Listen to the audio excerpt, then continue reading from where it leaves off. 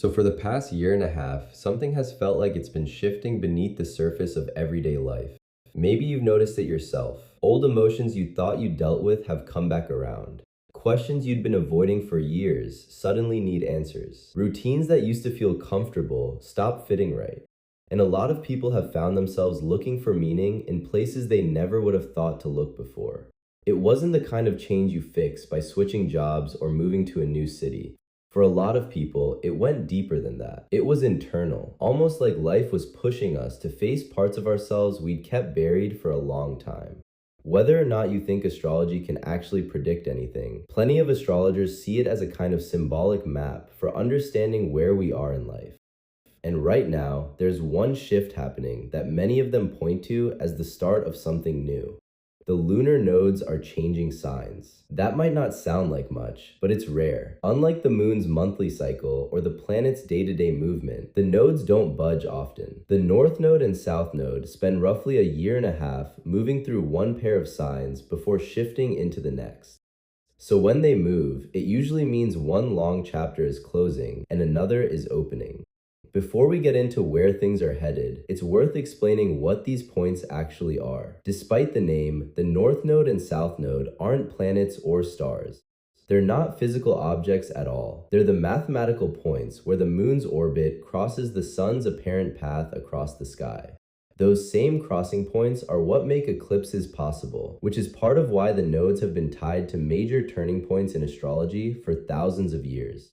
The way modern astrology reads them is pretty simple. The North Node points toward growth, the qualities we're being asked to develop, the perspectives we haven't fully explored yet, the unfamiliar territory that tends to push real change. The South Node is the opposite. It's what's familiar, old habits, patterns we've leaned on for years, ways of thinking that got us this far but might not be what we need going forward. That doesn't make the South Node a bad thing. It's usually a reminder of our strengths, the experience and instincts we've built up, the parts of ourselves that deserve some understanding instead of being written off. Growth really happens when the two work together, one node pulling us forward, the other keeping us honest about where we've been, which is part of why this next shift feels like such a big one. For the last 18 months, the North Node has been sitting in Pisces, with the South Node in Virgo. That cycle is wrapping up now, and it's about to hand off to a completely different energy.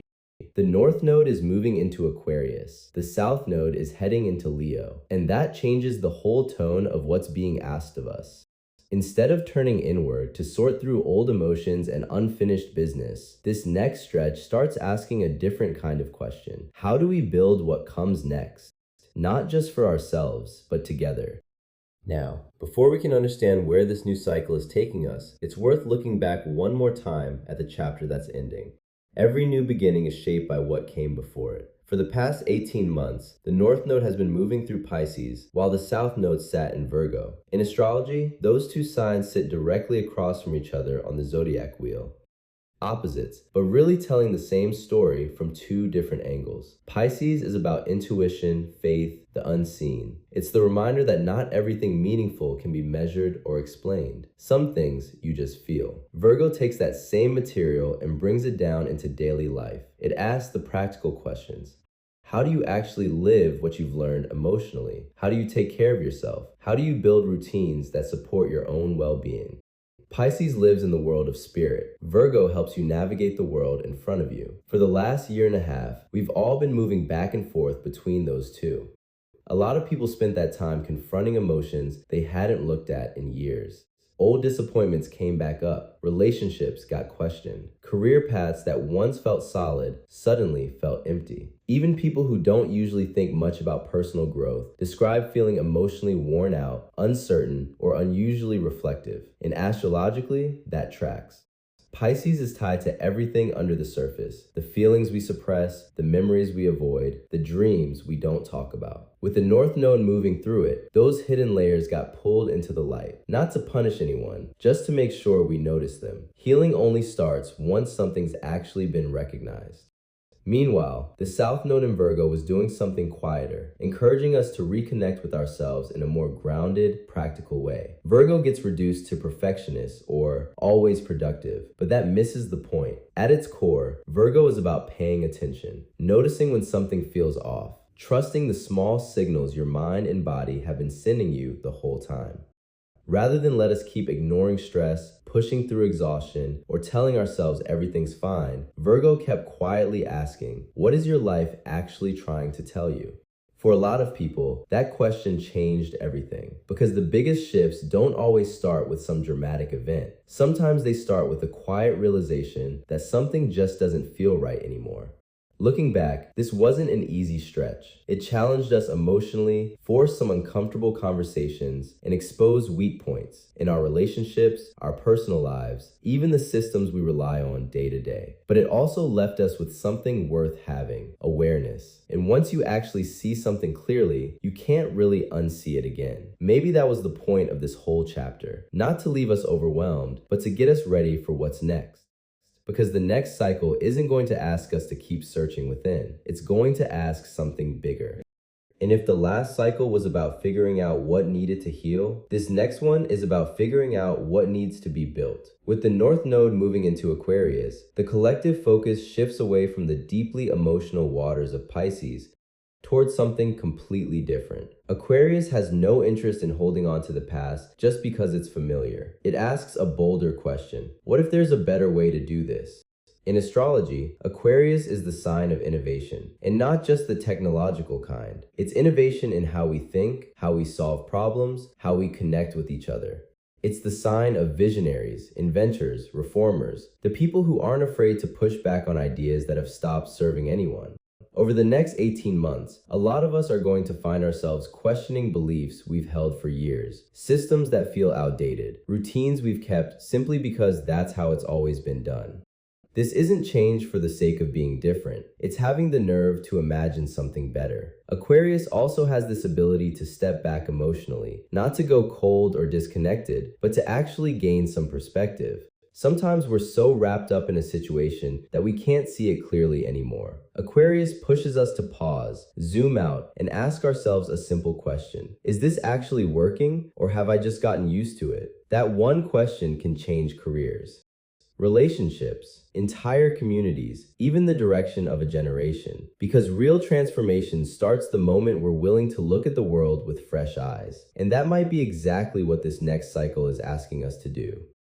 While the North Node shows us where we're growing, the South Node shows us what we're ready to let go of. And with the South Node moving into Leo, that message hits pretty close to home for the world we're living in right now.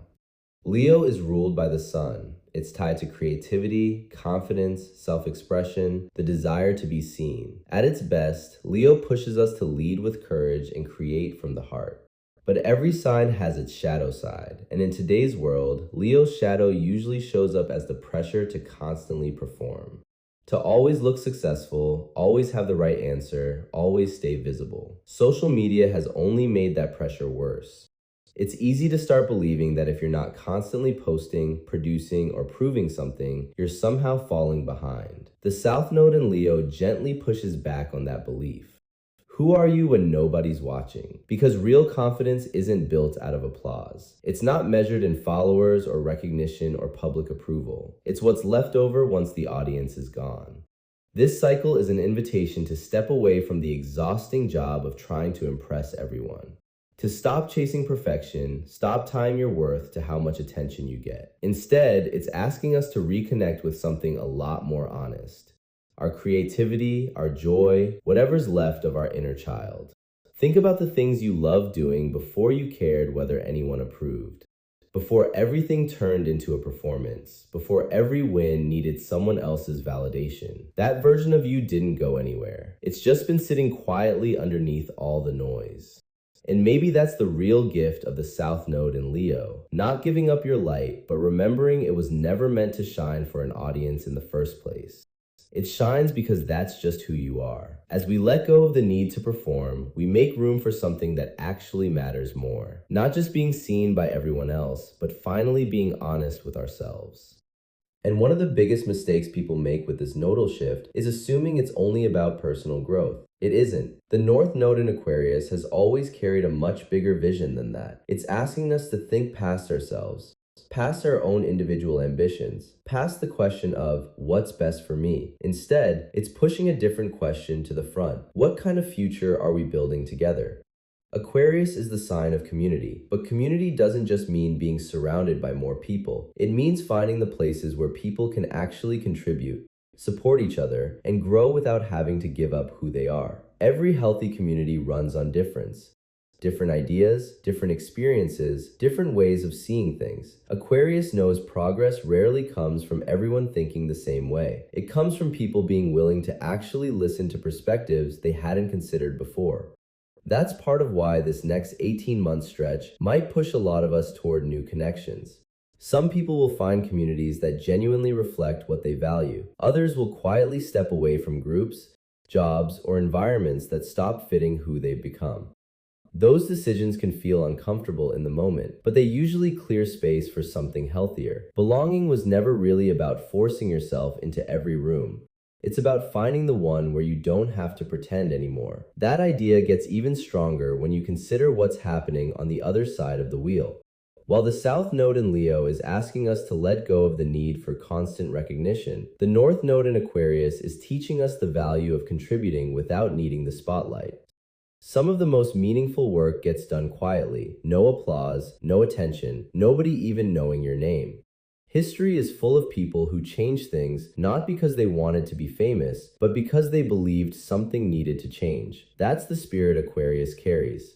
This cycle also pushes us to rethink what success even means.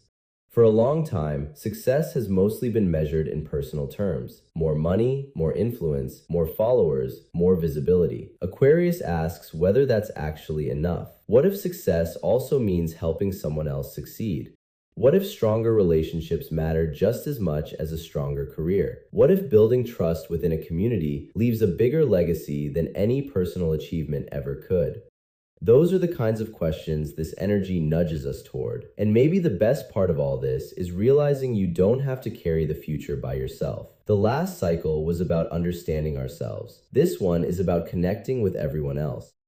Sharing ideas, collaborating, building something bigger than any one person could pull off alone. When Aquarius's vision meets Leo's honest, creative heart, something interesting happens. Instead of asking, how do I stand above everyone else? We start asking, how do we rise together? Maybe that's really the point of this new chapter. Not trading individuality for the collective, and not sacrificing the collective for individuality, but finding the balance between the two. Because lasting change has never come from one person acting alone. It starts when ordinary people, each bringing their own strengths, decide to move in the same direction. And that might be the real invitation this nodal cycle is offering, not just to imagine a better future, but to actually help build it. Now, everything we've covered so far has been about the bigger picture, the shifting energies, the symbolism of the lunar nodes, the move from Pisces and Virgo into Aquarius and Leo. But every collective shift eventually lands in the same place, your own life. Because astrology was never just about understanding the world around us. It's about understanding how we respond to it. This new cycle doesn't come with a checklist. It won't tell you exactly what job to take, where to move, or what decision to make. What it offers instead is a different kind of guidance. It asks you to pay closer attention, to ask better questions. And sometimes asking the right question matters more than rushing to an answer. As we move through this Aquarius-Leo stretch, one question is worth sitting with. Where in your life are you trying too hard to prove yourself? Maybe it's at work. Maybe it's with your family. Maybe it's on social media. Or maybe it's a pressure that only exists in your own head. A lot of us spend years chasing a version of success that was never really ours. Following expectations because they're familiar, comparing ourselves to everyone else because that's what everyone else seems to be doing, still performing long after we've forgotten why we started. The South Node in Leo is gently asking us to pause here. Not because ambition is bad or achievement doesn't matter, but because there's a real difference between creating from the heart and performing out of fear. Then there's another question. What no longer deserves your energy? That one isn't always easy to answer. Sometimes it's a habit. Sometimes it's a relationship. Sometimes it's a routine that used to help you and now just keeps you stuck. Aquarius encourages us to step back and look at our lives almost from above, without judgment, without guilt, just honest observation. Ask yourself which parts of your daily life are actually helping you grow and which ones are just eating up your time. Being busy isn't the same as moving forward. Sometimes you're working harder than ever and still not really going anywhere.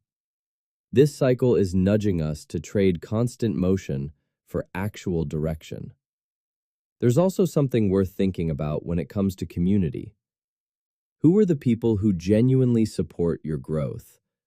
Not the ones who expect you to become someone else, not the ones who only show up when you're already succeeding, but the ones who let you be honest, who encourage your ideas, who remind you of your own strengths when you've forgotten them. Aquarius is a good reminder that nobody builds a meaningful life entirely on their own. Even the most self-sufficient people still need connection, encouragement, people around them who think differently. Maybe that's one of the real invitations of this cycle, to stop asking, "Where do I fit in?" and start asking, "Where can I actually belong?" Fitting in usually means pretending. Belonging never does. There's one more question worth carrying with you as this chapter unfolds. If fear wasn't making the decision, what would you choose? Would you finally start that project you've been putting off? Would you say what you actually mean? Would you change direction? Would you let yourself imagine a future that looks different from the one everyone expects of you? Aquarius has always been the sign of possibility.